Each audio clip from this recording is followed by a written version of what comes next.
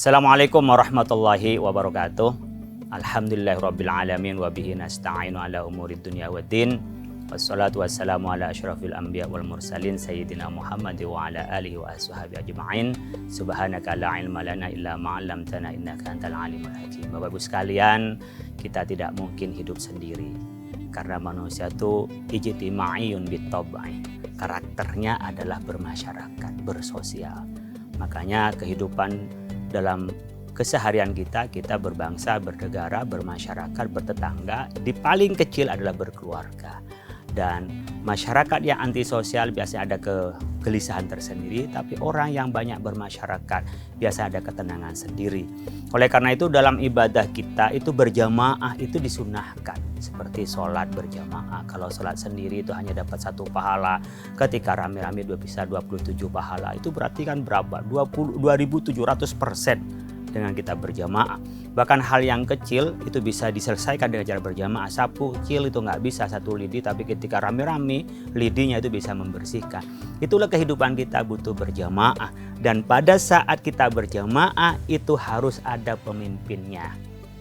Kalau kita sendiri, kullukum ra'in wa kullukum mas'ulun an ra'iyati. Di antara kita semua adalah pemimpin. Makanya kita dimintai pertanggungjawaban dengan kepemimpinan kita. Yang paling kecil adalah ra'in fi baitihi, dia menjadi pemimpin di rumahnya. Itu paling kecil karena sosial yang paling kecil adalah di rumah itu.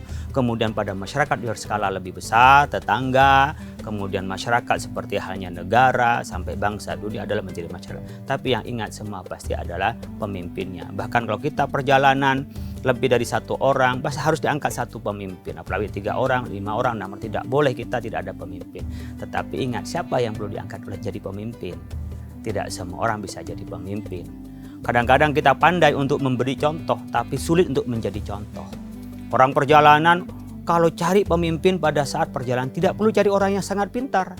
Yang dibutuhkan adalah orang yang mau care kepada teman seperjalanannya. Kemudian dia mampu menyatukan perbedaan pendapat dari orang yang punya kemauan berbeda-beda dalam perjalanan. Jadi pemimpin itu adalah cermin dari yang dipimpin. Jadi kalau para pemimpin geng, dia pasti ada rajanya geng. Pemimpin-pemimpin keagamaan, dia pasti ada tokoh agama. Pemimpin-pemimpin keilmuan, disiplin keilmuan pasti adalah orang yang menekuni dan ahli di bidang itu.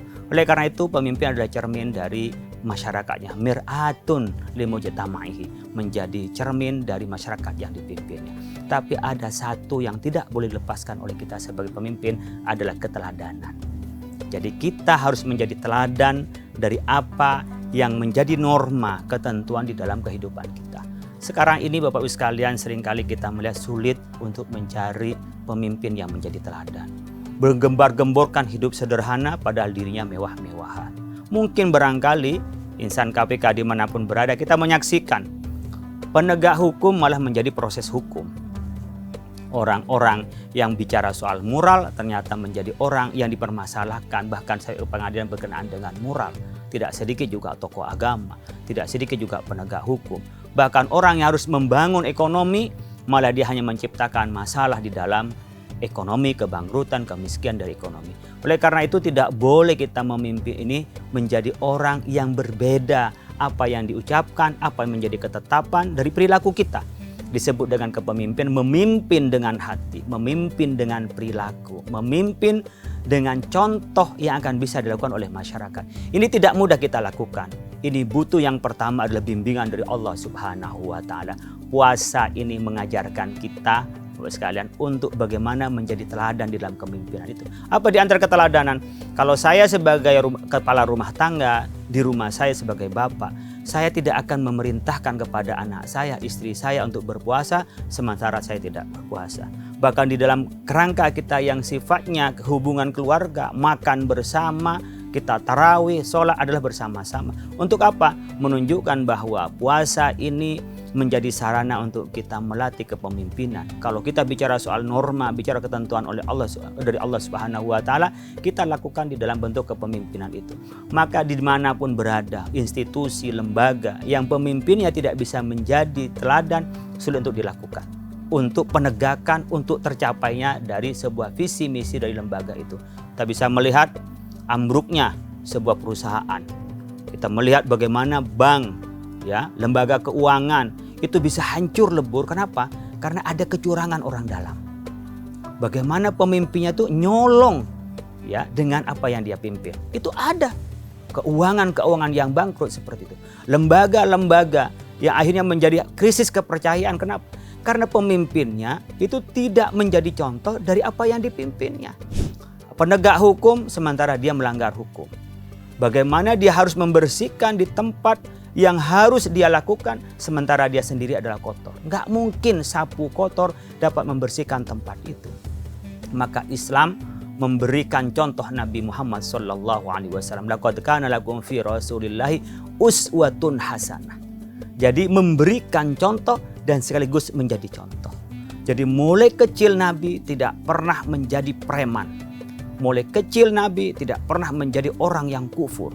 Mulai kecil Nabi itu tidak pernah menjadi pembohong. Mulai kecil Nabi itu tidak pernah menjadi pramocora. Nabi mulai kecil tak pernah menjadi koruptor. Nah, keteladanan Nabi inilah menggambarkan dari ajaran yang dibawa oleh Rasulullah SAW.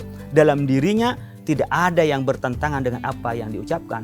Nanti akan disoal oleh Al-Quran, lima taquluna ma la taf'alun. Kenapa engkau bicara sementara engkau tidak melaksanakan? Oleh karena itu, saya pikir jangan sampai Indonesia ini krisis keteladanan. Penegak hukum harus menjadi teladan bagaimana dia patuh terhadap hukum. Pemberantas korupsi harus pastikan dirinya bersih dari korupsi.